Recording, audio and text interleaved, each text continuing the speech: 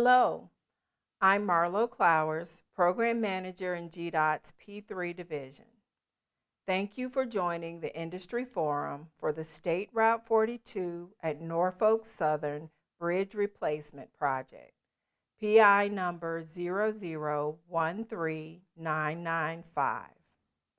We look forward to providing you with information about this proposed design-build project in Henry County. Now let's get started. During this industry forum, GDOT will provide information about the project's delivery goals, anticipated scope, anticipated design-build procurement process, and potential risks. This is a recorded presentation. Any information provided by the department shall be considered as informational only and is subject to change. Be sure to review the procurement documents for the most current information. Today, I will provide an overview of the design-build program at GDOT.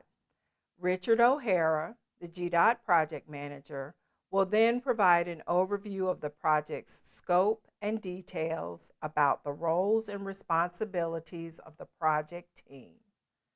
Lastly, Elise Snyder, the contracting officer, will wrap things up by providing information regarding the project's procurement schedule and process. Now, I'll start with an overview of the design-build program at GDOT. The design-build delivery method combines pre-construction related activities and construction services into one contract. This allows contractors to participate in the project's design, which improves communications, expedites project delivery, and reduces costs. The design-build program is governed in Georgia by 23 Code of Federal Regulations, Part 636, Georgia Code Section 32-2-81, and Georgia Rules and Regulations, Chapter 672-18. There are several upcoming design-build projects to make note of, which can be seen on this slide. More information about each of them can be found on GDOT's design-build webpage, which is listed at the bottom of the slide.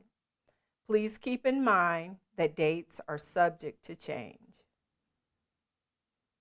Now I'd like to pass the presentation on to Richard O'Hara, who will speak on the specifics of this bridge replacement project. Richard?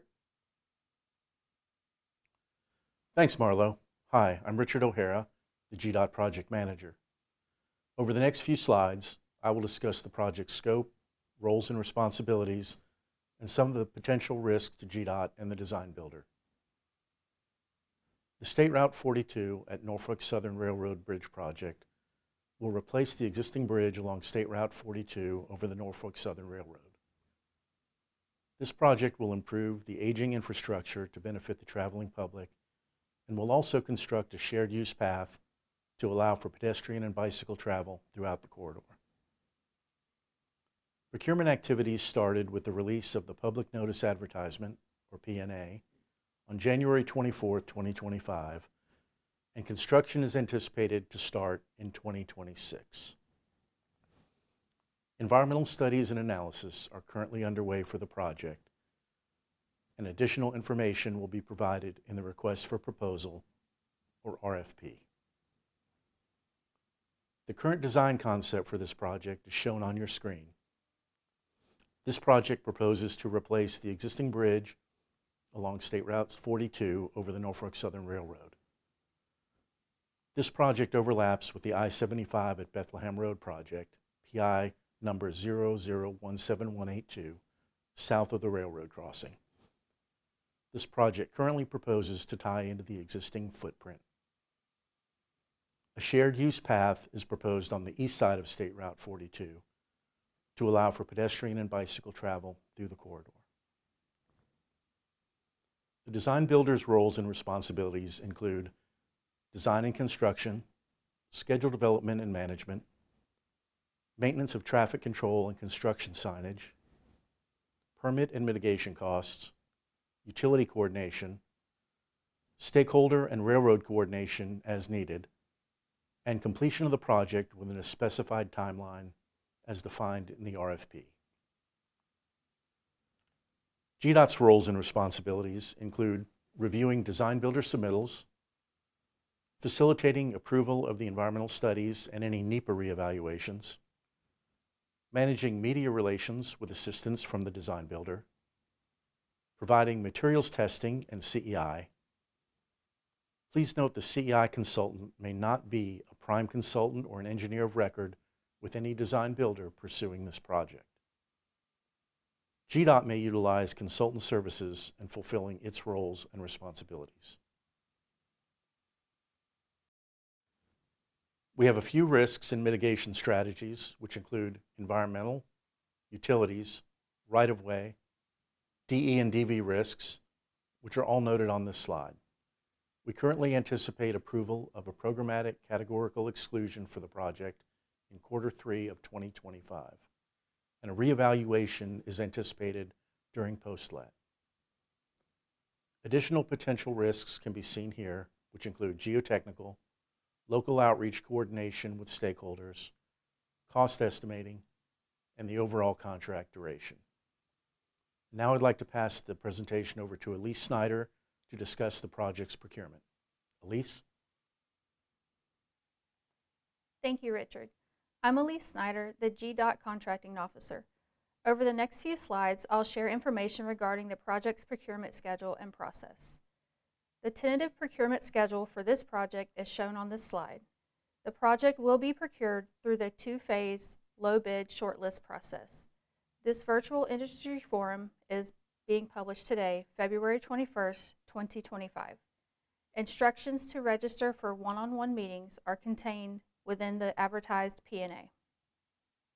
GDOT intends to advertise the Request for Qualifications, or RFQ, on March 28, 2025, with Statements of Qualifications, or SOQs, due on May 1, 2025. Finalists are expected to be notified on May 23, 2025. The Request for Proposal, or RFP, is scheduled to be advertised on May 30, 2025, with proposals due on September 25, 2025. GDOT intends to let the project on October 17, 2025. It should be noted that all dates are subject to change. Also, be aware that the firms shown on this slide have been determined to be conflicted from participating in this project. And now I'll give an overview of the RFQ requirements and SOQ evaluation criteria. The following key personnel will be required for this project. They include a lead contractor project manager, a lead design consultant project manager, a construction manager, a quality control manager, and an engineer of record. The engineer of record may be the same as the lead design consultant project manager. Note that they both must be registered PEs in Georgia. The requirements for these positions are similar to previous two-phase procurements.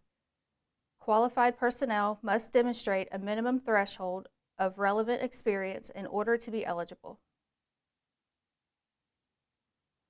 The only anticipated area class requirement for the lead design consultant is 4.01A minor bridge design.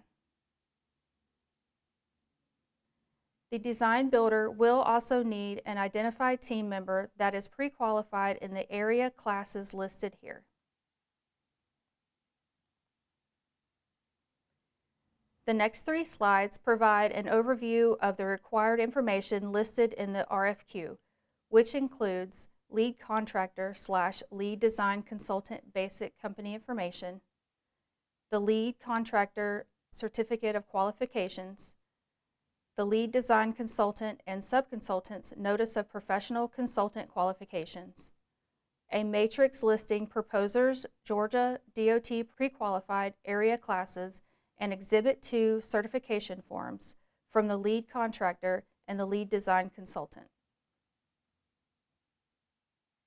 Additional required information includes statements of disclosure regarding any conflicts of interest, an organizational chart and narrative, letters regarding financial capacity of respondent, the lead contractor, the lead design consultant, and each major subcontractor and major subconsultant, and a signed certificate and acknowledgement form. Lastly, the RFQ requirements include an industrial safety record, key personnel experience and qualifications including 10 years of industry experience for each, key personnel position, and should include at least 3 years of experience in the same or similar role for projects of similar size and complexity as this project. Lead contractor experience and qualifications, including at least 3 construction projects delivered using alternative delivery and/or design bid build projects, and at least 3 consultant design projects delivered using alternative delivery and/or design bid build contracting, and demonstrate similar size, function, and/or scope to the project. SOQs will be reviewed for responsiveness and then evaluated on a pass-fail basis. Proposers who are deemed responsive and are shortlisted may submit a proposal package in the response to the advertised RFP in accordance with the criteria included in the Design Build Manual. SOQs will be evaluated based on several factors, including evaluating the key personnel experience and qualifications, the lead contractor and lead design consultant firm's experience and qualifications, projects delivered of similar size, scope, and/or complexity completed by the lead contractor and lead design consulting firms, and the apparent suitability to provide services for project. Now I'd like to give an overview of the RFP process. As a reminder, this is a 2-phase low-bid shortlist procurement.